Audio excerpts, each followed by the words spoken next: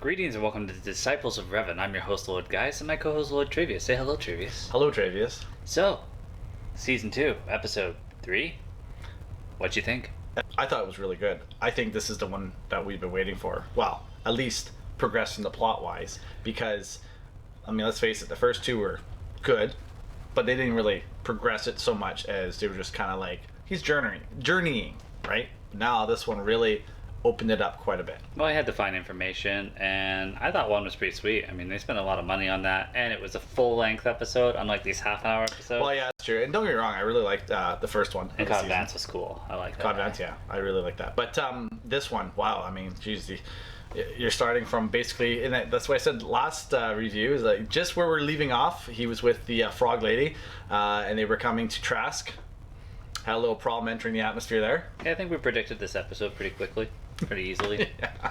I really enjoyed hovering above the thing, and then his engine's just into the water. Into the water, yeah.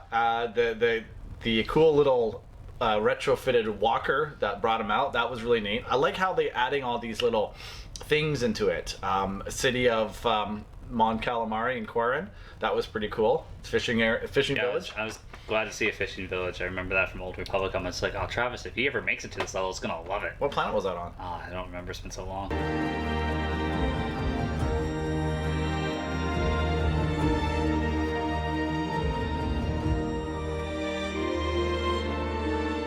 Very good setting for sure. That first little part where you touched a little bit by the reuniting of Frog Lady and Frogman. Not really, not at all.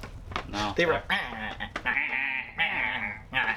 we were both thinking that they should touch tongues with their. They should touch tongues from a distance because they can. And so that was his contact for, well, actually... Well, his contact was, he's just like, oh, I know where you can find Mandalorians. Go to the bar. Yeah, that was really a contact. He actually had to pay more money. Little thing, which I just found out too, he paid the barkeep in Mon Calamari flan, which is the same money that he got from Carl Weathers, his character. Yeah, Grief Karga. Grief Karga, that's it, yeah, sorry. Yeah, I noticed that. I also, thought about this later. I was just like, that Mon Calamari probably doesn't get a lot of repeat business if he sells them out like that. I can bring you to them. Where? Only a few hours sail. It'll cost you though. I don't know if he intentionally did that though. I think the Quarrens, because Quarrens typically are more corrupt than the Mon Cals. They are cousins and from the same planet, Mon Calamari. Obviously, this was not Mon Calamari, but they tend to be a little bit more conniving. Let's just say that. But I totally got a Pirates of the Caribbean Davy Jones feeling from this one with the tentacles and on the water and all that stuff. So that was pretty good. Yeah, I enjoyed, Yoda had his little fish, his little face hugger. But I thought it was going to happen the last episode from the spires, but now they threw it in this one. It happened a lot. They were really attacking Yoda, even at the end when they had the thing coming down at Yoda. Yeah. That's true. They are. So yeah, he got that information to go out and that person, that captain, was going to take him to the Mandalorian Enclave. Yeah, they went on their little fishing ship. You said it was up to code, but the second he picked him up and he's just like, I know where some Mandalorians are. I'm like, evil! He's gonna betray you. It's a trap. So they bring out to this boat. You want to see this? How we feed this? Well, I don't even I can't remember what they called it. You ever see a mama corn eat? Quite a sight. That's because we were going out of time. No.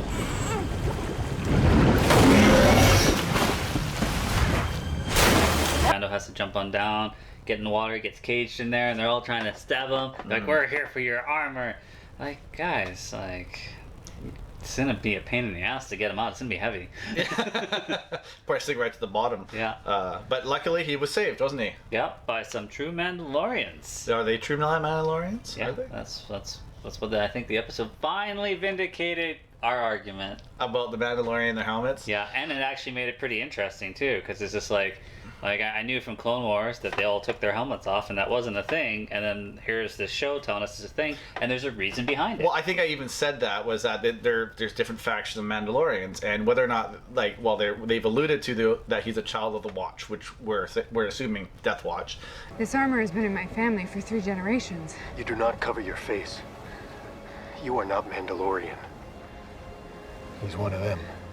And that they were zealots, religious zealots that broke away from the Mandalorian way and want to kind of dominate and have Mandalore, Yeah, well, run everything. I mean, in Clone Wars, Death Watch kind of backed Maul because Maul was actually about action and gonna do shit. And then it wasn't until a little while Bo-Katan's like, okay, this isn't right, and so Death Watch kind of split, and she stuck to how Mandalorians are, and Watch, or the remainder of Death Watch, went off to do their other thing. Though I do miss those cool Maul painted helmets they had. Yeah, she was actually initially part of Death Watch, was she not? Yeah. Yeah, okay, that's what I thought. It's been a while since I watched the Clone Wars, so, but it was really cool. Katee Sackhoff did a good job. I didn't even recognize her at first, but they kept true to the way she looks like in the Clone Wars, which the short red hair. I really enjoyed the fact that they took the actor that does the voice work and brought them in. Yeah, well, she's a good actor, you know, so, and why not, right? The other person was your friend from wrestling. Yeah, Sasha Banks, Mercedes. And the other person I just found out, he actually was from Agents of S.H.I.E.L.D. Actually, I didn't know that. Even the pilots were both from Agents of S.H.I.E.L.D. of the Imperial ship. Pirates again.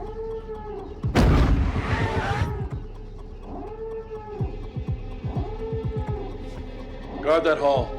Seal the hatch, sir. Oh, were they really? Oh, the Yeah. Monty. Okay. So expect a lot of guest stars from Agents of S.H.I.E.L.D. because of Disney connection. Yes. It's like when it's like when Stargate was filming in Vancouver, and there's a ton of Stargate people that are in all the other Vancouver productions like Supernatural, and you know. Or even when they filmed Planet of the Apes in Vancouver, and I got to see McKay from Stargate Atlantis, I was just like, that makes sense. Yeah, they fly in and save his ass, and he's like, well, no, this is crap. You know, you guys aren't obviously. They took the helmets off. He's like, "Wait a minute." Yeah. And that's when it was revealed you're child of the Watch and everything like that. And he took off. And he was. I thought he was a pouty little bitch. Yeah, that was kind of like, I'm not going to stay. And then he's on a dock or whatever, and he watches it explode. And then 5 seconds later, he's under attack. Yeah, by the brother of the captain of the Quarren fleet. And then they have to fly and save his pouty ass again. Yeah. Yeah, again. He didn't kill your brother. I did. And she's like, at least let us buy you a drink before you take off. So I think that was cool how they brought in a lot of the lore and they really connecting the Clone Wars now and Rebels to this series. So they're sitting at the bar and they're still talking about, Bo-Katan went over their plan was to, get the weapons and go back to Mandalore and, take it back from, I guess it's the Imperial remnant now, or whatever's left of the Empire that still has control. Why would you of it. want to go back to Mandalore? That place was destroyed. Those are just the lies that he was told. Well, that's the thing, right? And I mean, there's a lot of disinformation. I mean, the galaxy. I think the surface level of Mandalore is fucked from the wars, from the old Jedi Wars with Revan and all that, and that's why in Clone Wars everything's built way off the surface. Oh, okay. I didn't really thought about that. Yeah, that's right. Yeah. Well, is it Mandalore or is it Concord Dawn? Because Concord Dawn is the home planet of the Mandalorians too. So maybe the same. I got to look into that. Now Core 5 was destroyed too. According to the port's manifest, it's scheduled to depart at first light. So we stow away. We've been hitting them pretty hard. They scan for life forms as a precaution before pushing back. It was really cool how they incorporated the lore and they're really connecting the dots really, and so yeah, she goes over the plan. That the plan was to get these arms to help free her planet, and so yeah, that was the kind of the whole gist of this episode. What do you think about the attack on the freighter? I thought that was pretty much awesome. That was just like, hey, we're taking on some Imperials now. Don't worry about the stormtroopers. There's a lot of them, but they can't shoot worth a shit. I love with just disposable stormtrooper stuff. That's just the best, Oh, I think it was that near the last episode of last season where they're just like, I can't see shit in this thing.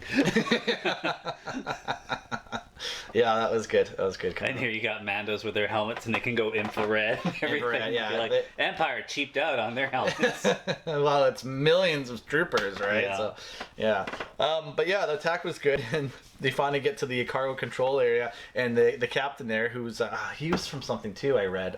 He was in Boss and he's done a bunch of shows. You'd see him. Can't remember. Anyways, he's like, where are they? And the next thing you know, they open up the airlock and they walk on. So that was Captain where? In the cargo control area. Where? In the cargo control area. cool. And then Mando himself kind of took the lead on when they're attacking the bridge, and he got they were pinned down. They couldn't come up with anything. Like, why didn't just throw a grenade down the hall or something? Well, which he ended up doing, but.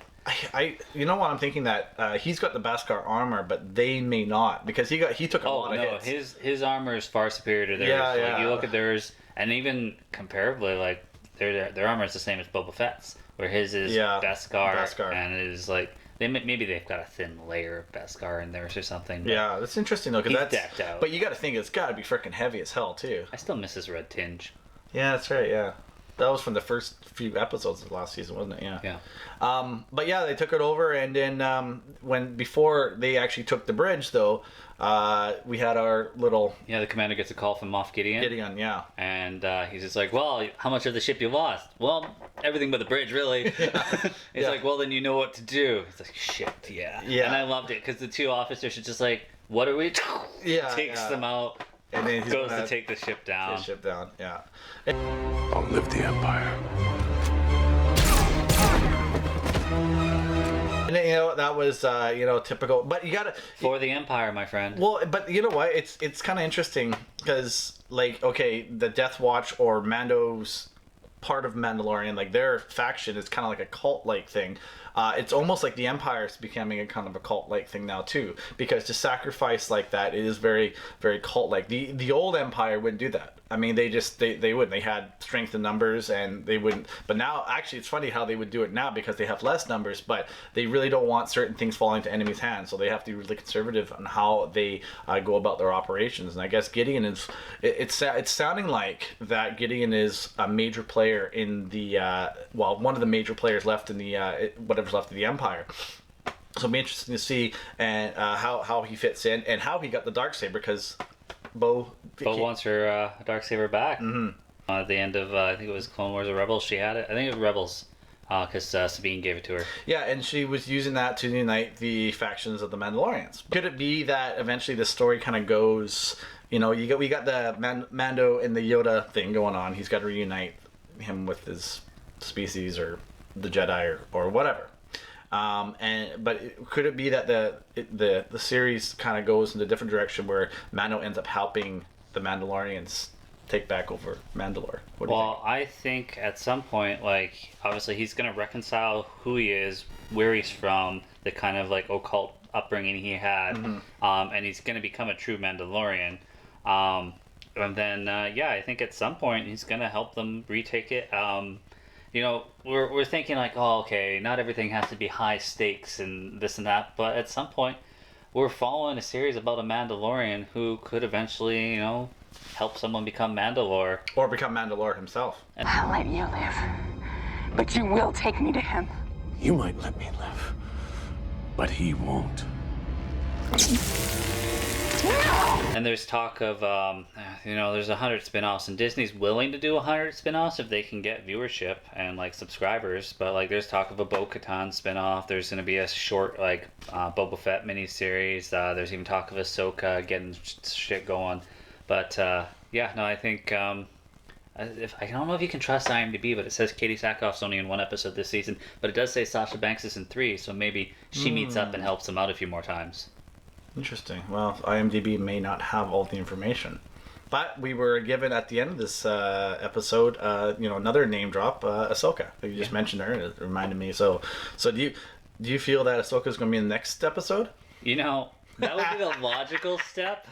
Good. Assuming his ship could make it that far with all the duct tape and netting. They really pirated out that ship. Assuming his ship can get there, that would be the next logical step. But judging by how the show's been, even through last season, it's like filler episode is coming.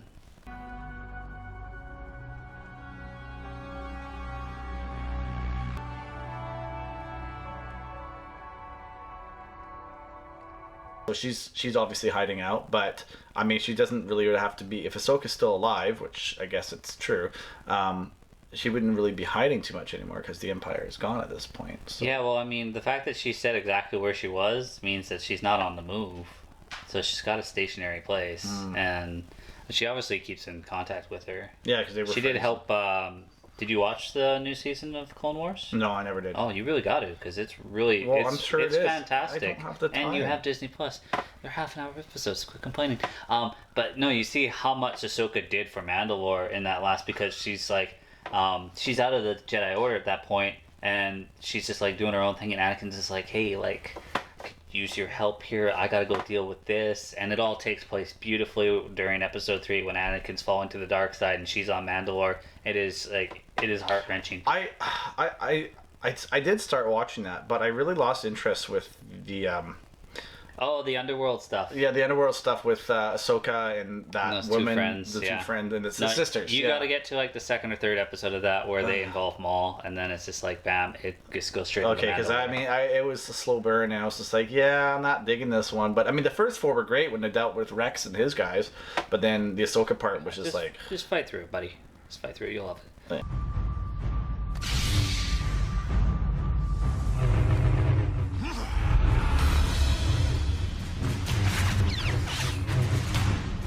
Did you hear that there is some controversy about the boob armor? The fact that they actually have armor over the boobs. That's always been like that. Yeah, well, even if it hadn't, it's like that today in the military now, that they actually like do that for women. It's not just a flat-chested piece of armor out there. It's a respect. Like, it's the design for women. Women have breasts. That's just the way it goes. The world is so PC now that somebody has started a controversy about this, and it's just like, yeah, I think you're going to get shut down pretty quickly because there's no logic to it. It takes the fun out of everything. Okay, even police with Kevlar vests and stuff like that for females, they have a little bit of an extra room because you don't want to be squishing your boobs in here, right? It's just anatomy. Well, people. I mean, what was it last episode? We had people going on about Yoda eating sentient life, and people are arguing that chickens are sensitive, or like all that stuff. Bleeding hearts, you know. Yeah. I'm so sick of it. It was a joke. It was funny. He kept eating the eggs. Yeah.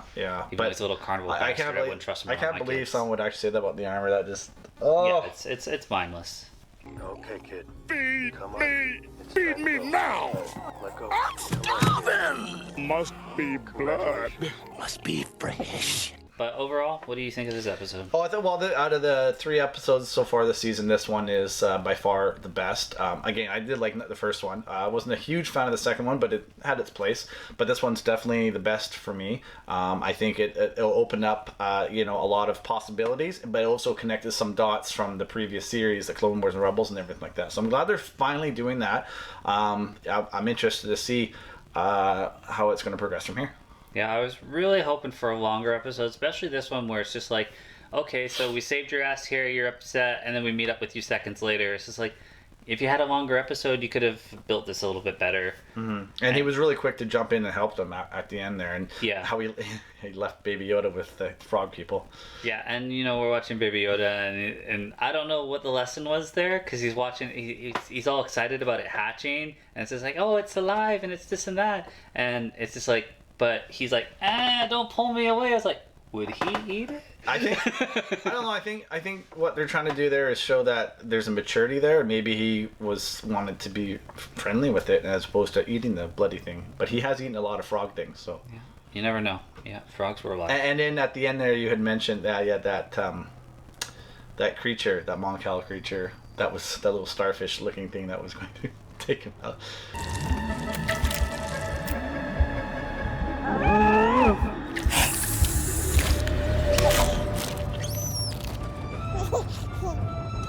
I enjoyed this episode. I really love the connection to all the lore, and I love me some Sasha Banks. I was like, you said she wasn't in as much as you thought. I don't think anybody was in this much because how short it was. I was actually happy with the amount of screen time she got because I thought she did a good job. She's a wrestler. Yeah. She does do a lot of acting in wrestling, but it's probably her biggest role outside of it. I'd like to see her in next Rebel that is with Greek Karga on Nelara now. Cara Dune. Cara Dune. I'd like to see one with those because she's a Oh, I didn't even get to see bigger her. woman too. I didn't even get to see her kick ass, and Sasha Banks is like, you know, Yeah, they're she's a both stunt person. Yeah, that'd be cool if they went toe to toe or something like that. So, or even if they team up. Like I said, 3 episodes, and we're gonna see Cara Dune and Grief again. yeah, So she's got skills, mad skills. That one.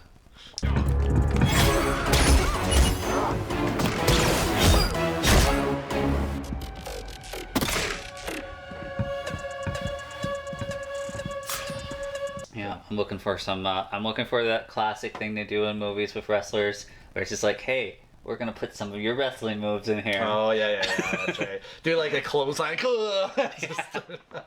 and then she'll like do some kind of backflip off some rope. She's got a sweet move called the Meteora, where it's like a double knee stomp. Hell of a matchup with Becky Lynch and NXT Wednesday. Meteora from back, and now look at it. Takes people out. It's pretty good. Yeah, well, hey, why not, right? Yeah, I mean, we got the rock bottom in so many of those movies. Didn't he do a people's elbow too? Oh, I'm sure he did. Yeah, that's... It's a classic transition. Now they're all taken seriously at some point. But you got to get those wrestling moves in early. But yeah, overall, enjoyed it. I think we're heading in a really good direction. And I'm looking forward to seeing Rosario Dawson as Ahsoka. Is that... Who's playing her? Rosario Dawson. I don't know her, but yeah, okay. Cool. You've seen her in a lot. Oh, okay. I just hope, because they actually do justice to what she looked like in Rebels. Obviously, she's gonna be a lot older now, but yeah, it'd be interesting because I think the only thing is Rosario Dawson is definitely taller. Well, we have had live action Togrudens before. Togrudens. Anyways, and Shakti, right? So I mean, it looked good. So I'm hoping they do justice to the to the alien species. Well, she petitioned for this role for a long time. She said, "Oh, I want to play that." I mean, a lot of people want to give Ashley Atkinson a chance because she voiced her, but you know, Rosario's got quite the credit on her. That's who it was. Yeah. So you know what? If the voice actor is a good actor, they should actually have that option, I feel. But it is what it is. I'm sure Rosario Dawson will be very good. I think she's got the right look for it. Mm-hmm. Well, that's it. Until next week, guys. Thanks for watching. And peace out.